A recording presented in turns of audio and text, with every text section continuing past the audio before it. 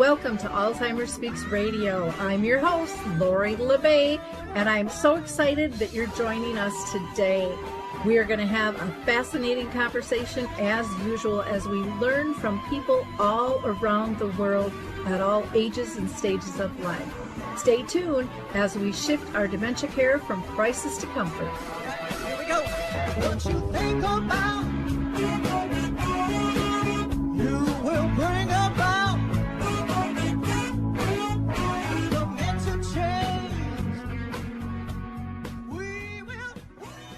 Hi, everyone. I'm Lori LeBay, and welcome back to Alzheimer Speaks Radio. If you liked our opening song, it's called Clarion Call by the Mark Arneson Band. And if you happen to be new and you're wondering, what are we about? Alzheimer Speaks is about sound information, not just sound bites. We like to have real conversations with real people. And maybe, just maybe, you can be our next guest.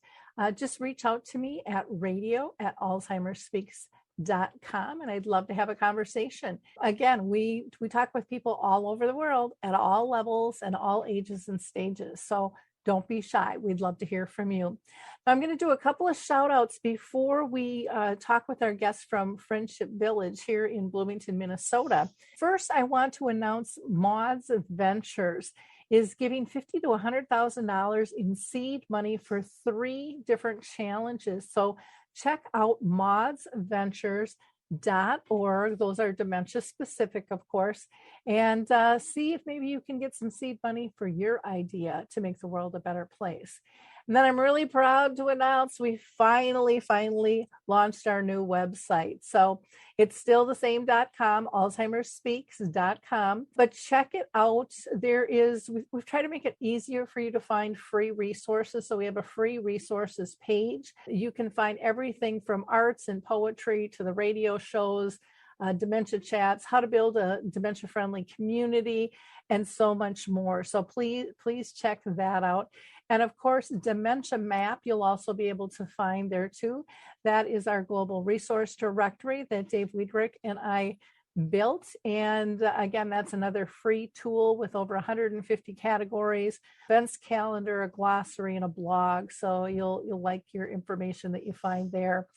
And then the memory camp will be August 15th to the 18th in Wisconsin at Moon Beach again. And you can register your loved one and your family at 715-479-8255. We're going to hear from the Adaptive Equipment and Caregiving Corner about the footbar walker, and then we're going to be right back with our guest. I love the footbar walker, and let me tell you why. It is the option for my toolbox that I've been waiting for. Let's be honest, there are some clients who, despite our best rehab efforts, just aren't able to return to performing a sit-to-stand transfer on their own. Now I can offer my caregivers an easier, safer option that doesn't involve hoisting their loved one up from a sitting position. I don't recommend this walker for all of my clients, but I do recommend this walker for those caregivers looking for an easier, safer option with transfers. I would also encourage other therapists to add this walker to their toolbox. It's kind of like having my own mobile parallel bars for the client to pull up on. Whether it's a family caregiver at home helping a loved one with Parkinson's or dementia, CNAs in a long-term care facility assisting their patients, or therapists adapting to client and caregiver-specific needs, we now have a very safe and effective option to offer in the footbar walker. Check this product out at thefootbarwalker.com. That's it for today from Adaptive Equipment and Caregiving Corner. Have a great day, and don't forget, if you can't do it, adapt it. So today our guest is Linay McCrady, and she is the Community Outreach Director at Friendship Village of Bloomington, Minnesota, which is a lifespan community. She has been in the senior living industry for over 7 years now and really has a passion for working with seniors. So we're going to learn a little bit about her and her community. So, Linay, I'm really excited to have you on the show. I was just out there not too long ago doing a couple of presentations and was able to see your amazing community out there. So I'm really looking forward to sharing what all you're doing with our community. So welcome today. Perfect. Thank you. Thanks, Lori. Glad to be here. Good. Now, I always start out the show by asking all my guests if they've been personally touched by dementia in their own family or circle of friends. So if you don't mind sharing, that'd be wonderful. Yeah, so my grandma had dementia, and so that's actually what brought me into the senior living industry. When I was just finishing up college, my grandma started to kind of go through that journey and phase and really hid it from us for a long time. And as everyone knows, when there's a couple, my grandpa, he did the same thing. He covered it up. They worked together, and it got to the point where we started noticing it, and she went to a memory care community, and just going through that struggle with my family and trying to find the right place. It was kind of brought me into this marketing role here in the senior industry. It is kind of funny how that happens Yeah. within families, for sure. Oh, I know. Why don't you tell us a little bit about your community at Friendship Village? Yeah, so here at Friendship Village, we have an entire campus. So we can serve you all the way from independent living through skilled nursing level care. We also have an assisted living community and a memory care community here. And then we also do have a transitional care community. And so we have our brand new skilled nursing and transitional care community that are going to open up here at the end of July. So I'm really excited for that part. We're finishing up our renovations of our campus. And so our new assisted living building and memory care opened up here last year in February of 2021. We added some new independent living apartments as well. And so we've really been under a huge renovation, and we're about done. So it's exciting over here. Yeah, it really is. Let's talk a little bit about the importance of programming, especially when it comes to memory care. Yeah, so we really focus on the programming piece here over in our memory care, as well as through the skilled nursing building. It's something where you've got to keep the residents engaged. You want to make sure that they're not just sitting around and doing nothing. So we have a pretty large activities team. We call them lifestyle enrichment professionals. And so we have a memory care coordinator that focuses here. And then we also have our other support staff, which are part of our life enrichment. And for programming, we do a wide range of things. So we've got like music that comes in. We've got music therapy. We do different art. We do like reading. We have our chaplain that comes in every week, and we have a church service on Sundays. We really encourage volunteers. So we're lucky enough to have a large population of independent living residents, and quite a few come and volunteer and visit with the residents in memory care, and we do a lot of different programs here. Wonderful. Sounds like a big, nice array of what people can get involved with. One of the things I was really impressed with your community is, the campus is massive. Yes. That anybody can go anywhere within the campus, and how space is shared. And so you really cannot run out of space of where to go or where to visit, or just go for a walk or a stroll from the lounges to the atriums to, playing pool or whatever it might be, within the community. Yeah, there's a lot of choices. Yeah, there really is. What are some of the resources that you think are important for people to turn to and even just know about that are available? Yeah, so I think here on our campus, one of the kind of things that's a little different is we do have some social workers on site. So they're a great resource, and they know a lot of different places that can help with both getting you support groups, trying to find those support groups out there, find others that have their spouse is going through it or a family member, and find like-minded people, because you're not alone. There are other people going through it.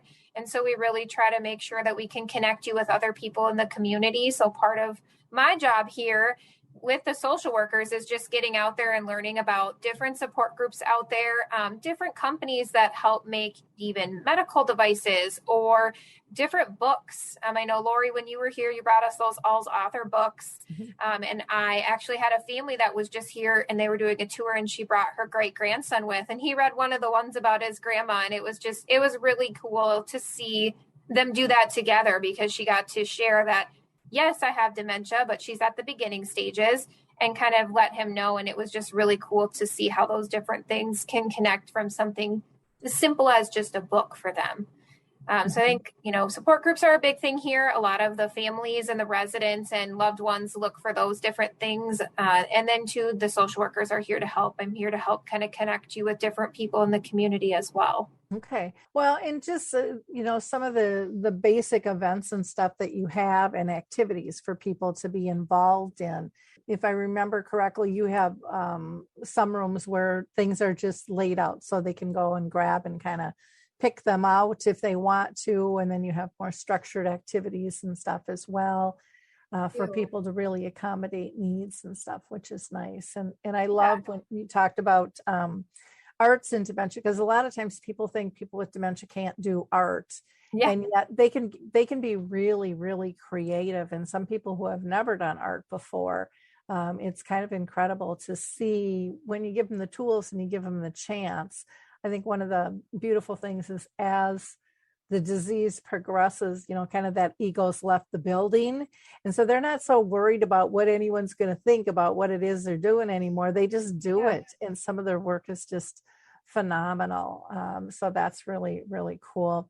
I would imagine that you see a lot of families and come in just kind of with that huge baggage of unknown. We don't know what's ahead of us, with this journey.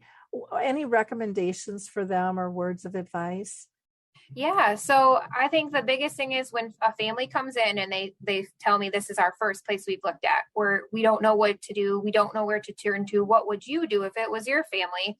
And I sit and think back, like when it was my grandma, my mom called me up on the phone and she's like, we have to find somewhere for grandma to go. And it was me and my mom. And she's like, we've got to divide and conquer. What do we do? And we had no idea either. And so I think back to when I was in those shoes of, okay, what should I do? So what I always tell families is look at several options. Look at the option of keeping your loved one at home. Look and see into home care. See if that's an option. There's adult daycare programs out there. Look and see if there's somewhere like that you could go and they could have a break and see if that's something they can do temporarily to keep them at home longer. We also talk a lot of families about just looking at multiple different communities because you want to make sure that the community you pick out is exactly what you're looking for. And so as people are touring and walking around, they're like, well, what should I look for in a community? They all look beautiful. And I always tell them that one of the biggest things that you don't think about to look at is look and see, are the residents out? Are they out in the common spaces or are they in their rooms doing nothing? When the ones that you do see out, are they clean? Look at their hair. Has their hair been washed? Looking at the small things of just is their daily health being taken care of? Also like looking, is it clean in the community? Are you seeing lots of trash on the floor? Are there little things that you're looking at that you're noticing that maybe, hey, that looks out of place? And then do you see staff around? Is the staff standing there talking or are they helping residents? And those are things that families are like, well, those are simple things. I never thought about looking at that. I thought, oh, I see them out there, but I never thought of, do they wash their hair?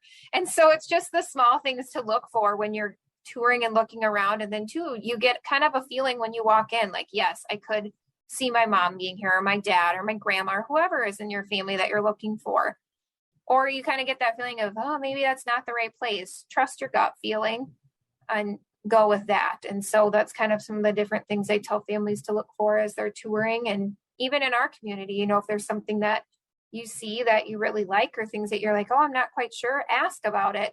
Ask those hard questions. The other thing I would just add on to that is, do people look happy? Are they engaged? Or are they slumped in their chair, just kind of left by themselves? Was dinner over or lunch over hours ago when they're still sitting there with the plate in front of them? Those little things, they add up in terms of attention to detail and attention to your loved one. And you want to know that's possible. Now, when people come visit, does it have to be a scheduled visit or can they just kind of drop in? Because I know some families go, well, gosh, if I do a scheduled visit, they're all going to be on alert, and know a family's coming through, or can I just kind of do a spot check and run through and see how things go? Yeah. So here at Friendship Village, you can come at any time of the day. We do have someone at the front desk from 8 a.m. to 8 p.m. And so you're more than welcome to come during those hours and someone can let you in. If you come before or after that, we have our own security office team here that they'll let you in as well. So I encourage families to come as much as they'd like to. And they don't need to tell us when they're coming. They can just come and visit and enjoy spending time with their loved ones. Mm-hmm. I know some communities will invite like a family to have a meal just to kind of see what it's like. Do you guys do that as well? We do. So with COVID, everyone knows it's a little different nowadays, but we do those things where we can kind of have a separate space. We have a private dining room that we can utilize, and you can use those spaces. We also have a couple of other common spaces like our quiet room that we can use and kind of make into a space that families can enjoy eating with their loved ones. So we've got to get creative a little bit with COVID, but we're making it through just like everybody else, doing what we can, because that human interaction piece is a big thing for someone with dementia, and even just people in general. Like, they want to have that crave of human interaction. And so being able to come in and eat with other people or eat with your family is a big deal. And so we do try to come up with ways, even around the COVID, of where we can have people come in and still eat with their loved ones. Well, that's important stuff. That human connection, like you said, is really important. Let's talk a little bit about building a support team and what does that look like? But I think one of the things families struggle with is they don't even know what the terms are. So what is a support team and why do I need one? Yeah. So your support team actually is going to be people that you didn't even think about that are going to be there to help you. So it's going to be your family around you as well, or your significant other, your friends. So really kind of your family and friends that you have, your parents or your loved ones, family or friends that they have as well. It goes all the way through your doctors. And sometimes it even comes from just like the staff. If you're in a community where you live like a Friendship Village, getting used to the nursing staff and the certified nursing assistants and the RNs, and talking with them and engaging with them and making sure that things are going all right. That's kind of your eyes and ears when you're not there. So making sure that you've got a big connection there. And then a lot of times you lean on your friends and your family just to be there and help support you. And you'll realize real quickly who's there for you and who's not. So I think finding those few people that you really can trust and feel comfortable with that are going to support you no matter what is a key in building that care team. And then to getting some doctors that you trust or some medical professionals that you feel at least have your best interest at heart are other important people to think about too.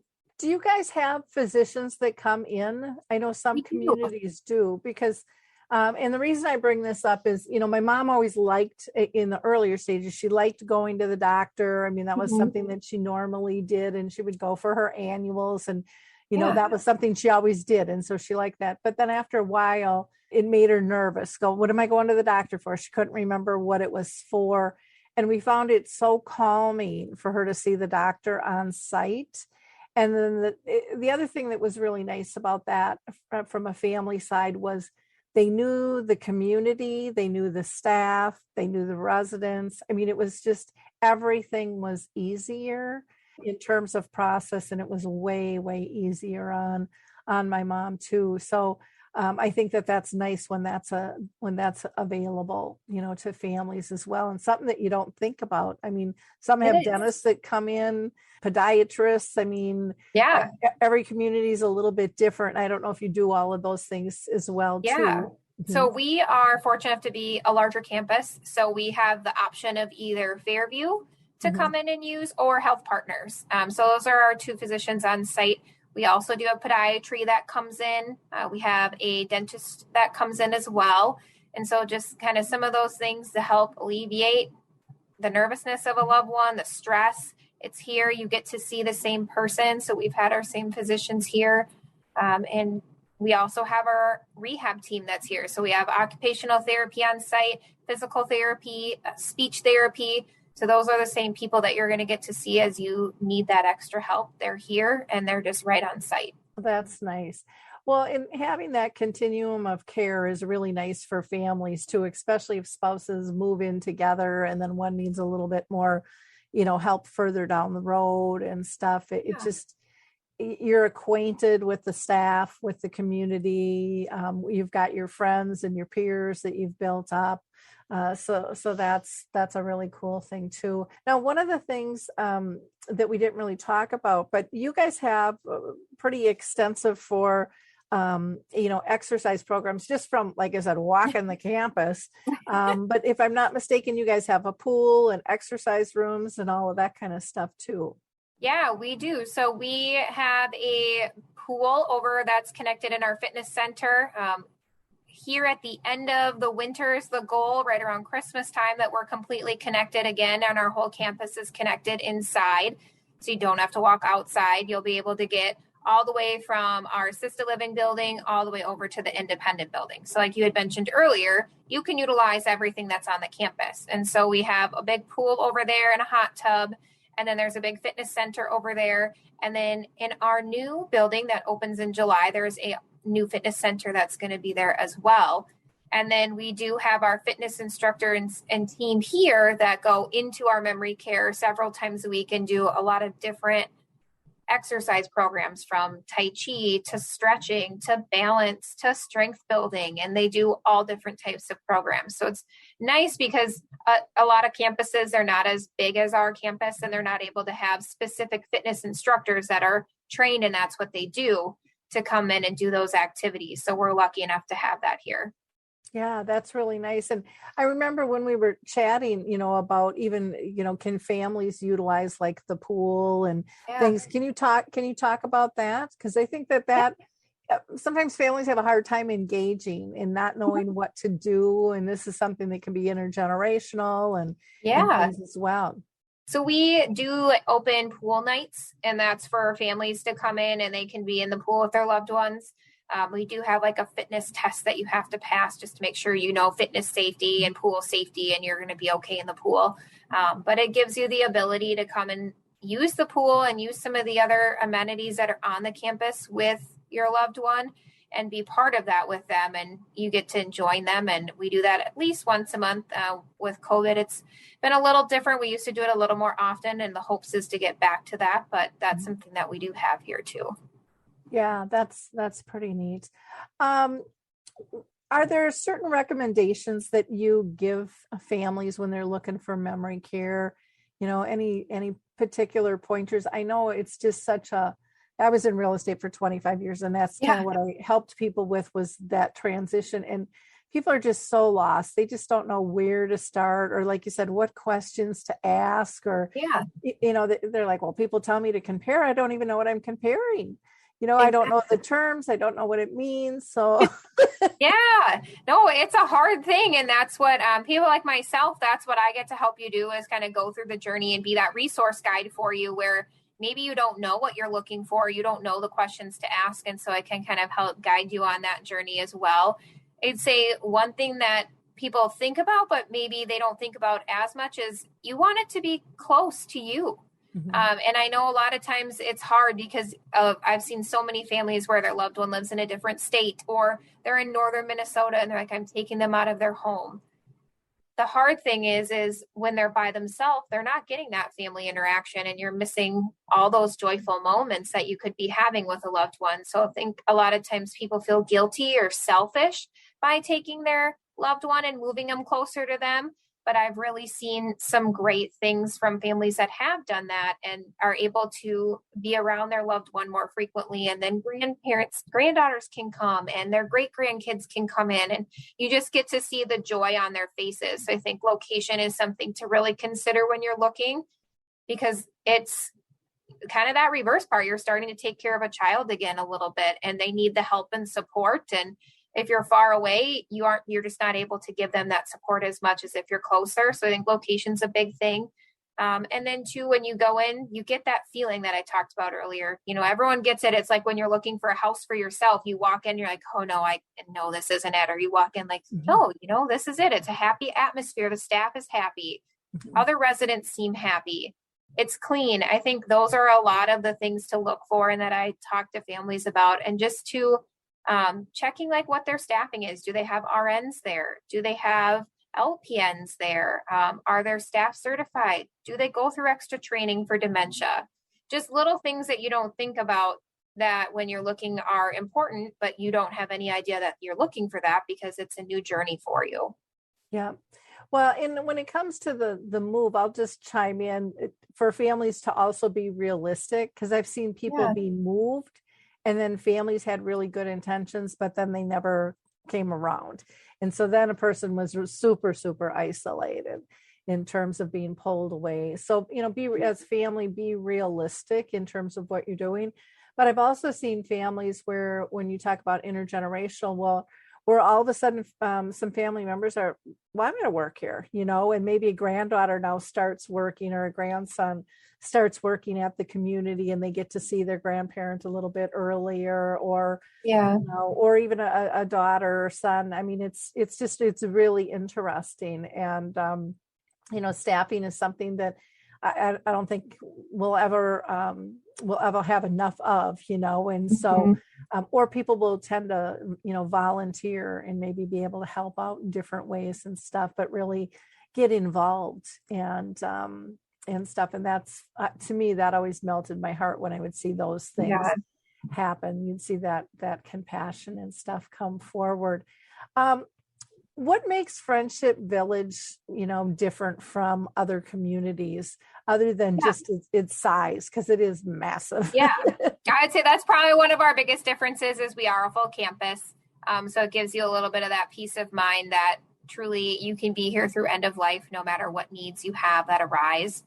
I think one of the other big things is we do focus on programming and activities and have a pretty robust lifestyles department, which is a big blessing.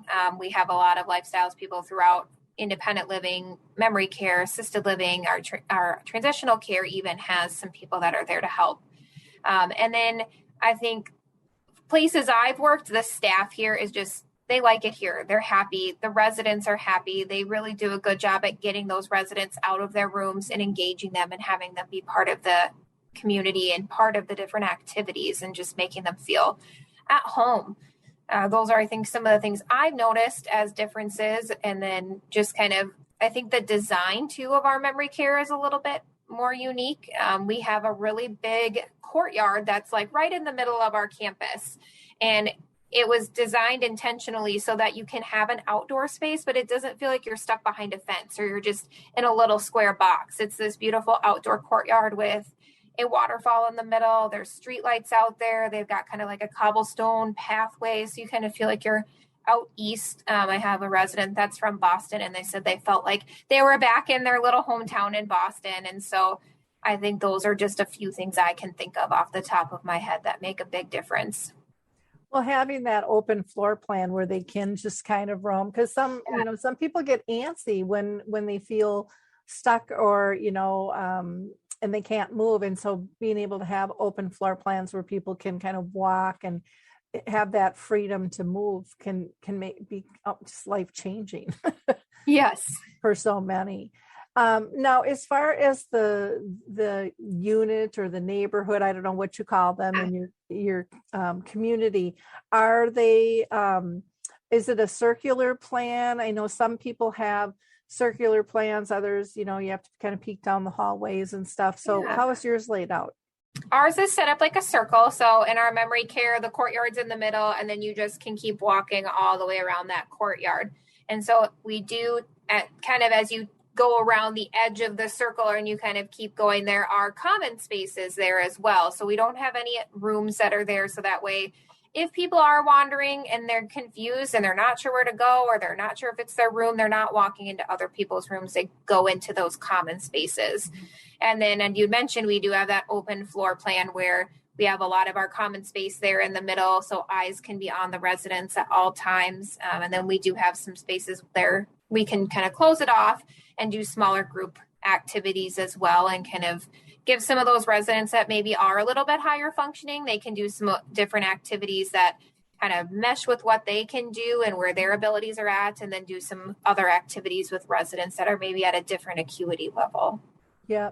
Well, and you have a lot of natural light windows and stuff too, which is really nice. And one of the things when you had mentioned about common space, you have little sitting areas all over the place, which I think is really nice, because sometimes people get tired and they just want to rest, again, depending on what else is going on with their body. But there's all, you don't have to go very far to be able to sit and feel comfortable. And it's not, sometimes in communities, it can almost feel a little awkward where stuff is placed, but it's designed really nicely. to just have a flow and, thinking ahead for what people need and want, with all of that. So I think that's really, really neat too. The other thing I wanted to mention is, I said earlier, you had me out for a couple of educational programs, and that's something that you do, on a regular basis, and not all communities do that. And so that's really nice from both a family and a resident who is living within the community to have access to all these different speakers and perspectives and events and stuff that you do. And so to me, that's a big plus. And I love the social workers that you have there. You don't know you need them till you need them. Yeah, they're a great resource, and they're right there to help, and they are wonderful. So it's nice to have extra support for families. Like you said, you don't need them till you don't know you need them till you need them, and they're here. So it's just an extra resource that's helpful for families. Exactly. Well, is there a story or two that you can share about a family without giving away any privacy things? I can try my best. I would say, so we had a lady that just moved recently to the community, and she was just, wonderful. And she has the most beautiful artwork you've ever seen in her apartment. And it's really unique to see her go and engage with other residents and have them come in, and she can tell the story of all her artwork on the walls. And it's kind of, we had a flower making event here. So we did like floral arrangement, and we had a local florist come in, and she came to the event, and she was like, I'm not moving. I don't need any help. No, memory care isn't for me. And then she came in, and she's very into artwork and just kind of loves color. And she was like, the color in here, the walls aren't white. There's color, there's brightness, there's windows. And so I think her apartment is one of the favorite apartments in the neighborhood, because she has just such unique things, and her family is so happy to be here. And it's just to see them go through the journey and the struggle of, is this the right move?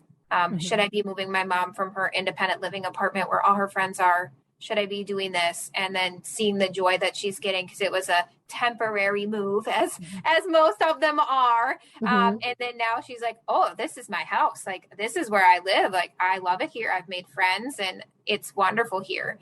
And so it's been really fun to work with families and go through that and see the changes and the stress just go down a little bit, and the worry that they're in a safe place, and then to come in and their mom's happy every day. She's one of the happiest residents we have. And so it's really fun to watch that and see those things.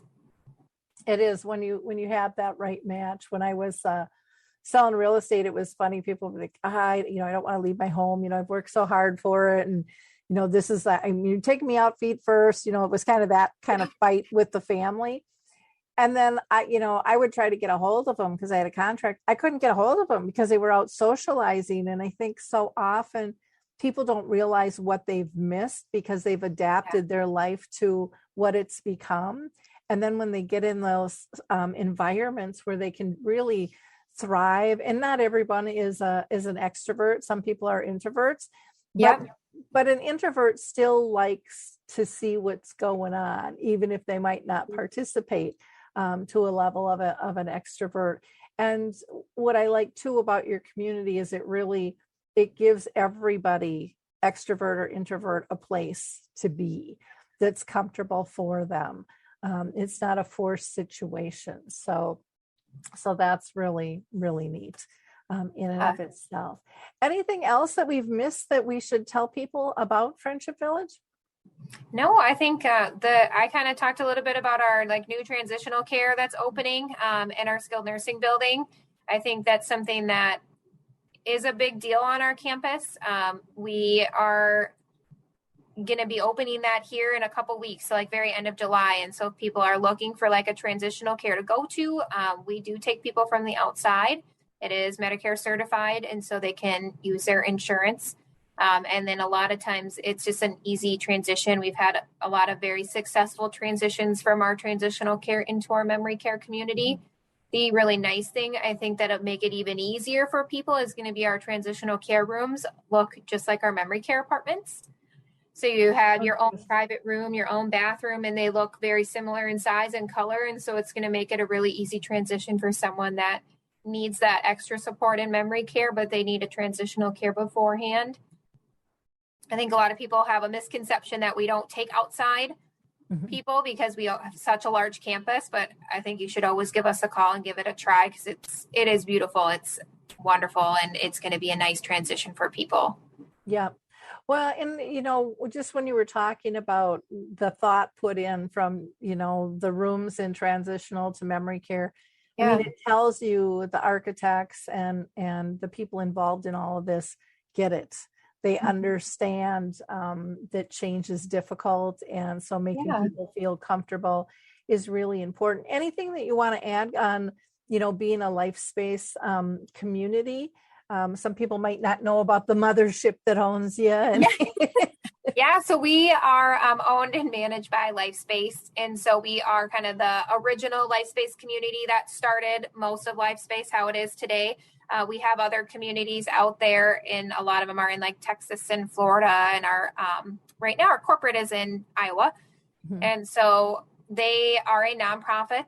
And so everything that they do and they think of is all in that nonprofit mentality, which I think does make a difference. You can see it in the way that they give back, like just our remodel that we're doing here in our campus. It's a huge remodel, a huge renovation, and just that they care and that they take the time to come out. And we have a big corporate regional team that are here to support, and they do a great job at making sure that we're all here. And if we need anything, they jump right in and they do the best that they can to help accommodate or help figure out a solution if something's not working. And so I feel really lucky to have that support because a lot of places don't have that, or they don't feel like their corporate listens or that they care. Here, they do care and they do listen, and you can feel it. Well, that's nice. Now, some people listening might be thinking, well, what if I want to take a tour? Are they gonna, hog tie me and make me sign paperwork? I mean, because there's that little bit of paranoia sometimes that's out there too, because all the horror stories, they travel of what it can be like. Yes. And so why don't you talk a little bit about the process if somebody does choose to reach out to you, what happens then? So it's nice because we don't lock you in, and I'm not that annoying salesperson that calls 500 times a day and is like, when are you moving? When are you moving? The nice thing is because of the company I work for and because it's a nonprofit and just their values and ethical standards that they have, they really focus on what's best for you and how can we help support you. And it's on your timeline. So they would call and reach out to me. And then from there, I can either answer questions for them on the phone, give them resources that they're looking for, meet with them and give them resources. I had a gentleman that lives a couple blocks up the road from here, and he had called and he said he's in his, early stages looking for his wife. And he's like, she can't know, but I don't know what to do. I need to figure out what to do. And he came and met with me, and I referred him over to an elder law company. And I just heard back from him about a month ago, and he's not moving here, but he was like, thank you. He's like, I Googled, what do I do for money? What do I do? And he's like, nothing came up. I couldn't figure it out. He's like, I had nowhere to turn. And he was just crying in my office. And so I'm here to help find what you're looking for, whether it's here to move into a memory care or assisted living, or you're looking for an estate planner, or you're looking for an elder law firm to help with those decisions. I can help kind of refer or give you options. So they would call, come in, meet with me, do a tour, take a look. They get a packet that has all the information in it and my card, and then they just get to reach back out when they're ready. I do try to check in and just make sure there's anything I can help with, but it's not that kind of annoying every week or every day that you're going to get a phone call or an email. Is there a list that they go on, or, if they decide they want to go on a list, what's the process for that? Yeah. So right now we do have a waiting list for both our assisted living and our memory care. So if that's something that they want to do, there is a form that they would fill out. And then we do take a $2,500 deposit check that is fully refundable if you move somewhere else or this isn't going to be the community for you. And then from there, I typically touch base like every other week just to give you an update. It's either the same or check how you're doing and just keep in touch. Or sometimes people just want to know when we're having events, or they want you to reach out every quarter. So it's really up to you. So we let the families and the people coming and looking make that decision of how often they'd like to be reached out to. And we do ask them when they leave the tour, would you like us to reach back out Do you want to know about any upcoming events or educational things we're doing? And then we can get an idea of what they're looking for communication touch points. Well, that's nice that you're willing to customize that, and to be able to get updated on events and stuff too. Yeah. You know, it tells them that they're more than just a dollar piece, you know, and it really gives you a chance to develop relationships and stuff too in the process. And I know sometimes people are on those lists a long time. Sometimes it's a short time. Just depends on when you call and where you're at in the process and what your needs are and things. And so again, you might be talking with your friends and their journey might be different. Most likely it's going to be different, you know, than your journey. But everybody like, well, I want mine to be like Sally's because hers went smooth, you know, or whatever, you know, but the expectations, you know, they're different for each individual. Each family situation is different, from medical to financial to just their wants and needs in terms of what they're looking for. And so I loved when you were talking about doing the tour and kind of leaning into that intuition of, you know, how does your gut feel about this? Sometimes we ignore that stuff and that can get us into trouble afterwards. But I think it's important. And sometimes it's just asking a few more questions, talking to a few more people, and then you're comfortable. But, you know, don't be shy. This is a big step, you know, no matter who you are, you know, in the process. So people can reach out to you via email. That's at Linay, LINAY .McCrady, MCCRADY at lifespacecommunities.com. And then the website is Friendship Village, Minnesota, MN. So it's abbreviated, friendshipvillagemn.com. You're also on Facebook as Friendship Village Bloomington. And then you are also on LinkedIn as FVB Bloomington for the company as well. Do you want to give out a phone number? Yeah. So the best phone number to reach at to set up a tour, to ask any questions, is going to be 952-646-9100. And that actually will go directly to me. So that will go right to my office. And then that way you can ask any questions, set up a tour, or just reach out in general. Okay. And address is 8130 Highwood Drive in Bloomington, Minnesota. That's 55438. So reach out to Linay. She'd love to talk with you and assist you. They've got a great team, and I think you'll be really impressed. I know I sure was when I was out there. So thank you for sharing this information with us today, Linay. I think we hopefully answered a lot of people's questions on, you know, what do I ask? What do I look for? You know, when do I even reach out? You know, that's also a scary thing for families. You know, do I do it too early? And I guess my advice is, you know, do it early. You don't want to wait till you're in crisis to be starting to talk to people if you think that this is in your future. So wonderful. Well, thanks again for your time, Linay. I appreciate it. Thank you so much, Lori. And for our listeners, please like, click, and share. It's important. It's really important to share this information. There are so many people, probably in your own circle, that you don't even know that are dealing with this somewhere in their family or circle of friends. It's just a conversation that still isn't at the top of everyone's comfort level. But the more we can put information out there, the easier it is for people to grab it and review it and just ease their mind and give them resources. So thanks again. Till next time, everyone. Have a blessed week. Bye-bye. Hello, podcast listener. If you're caring for a loved one with Alzheimer's or dementia, you'll want to check out Alz Authors, the global community of authors writing about Alzheimer's and dementia from personal experience.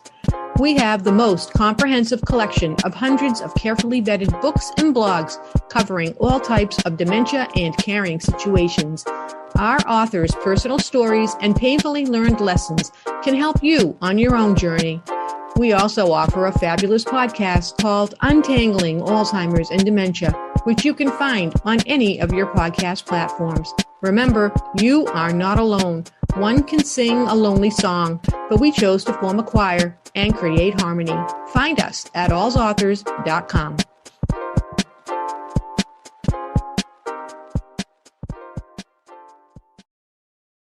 Hey everybody, Jared Sebesti here, host of Retire Repurposed. This podcast is dedicated to help people transition into fulfilling and purposeful retirements. Retirement is a big life change. In fact, the two most dangerous years of a person's life are the year they were born and the year they retire. Few people could just flip the switch from working a career 30 or 40 plus years, retiring on Friday, without methodical steps to living what we call a repurposed retirement. To listen now, search Retire Repurposed on your favorite podcast platform, Senior Resource, or Life Audio.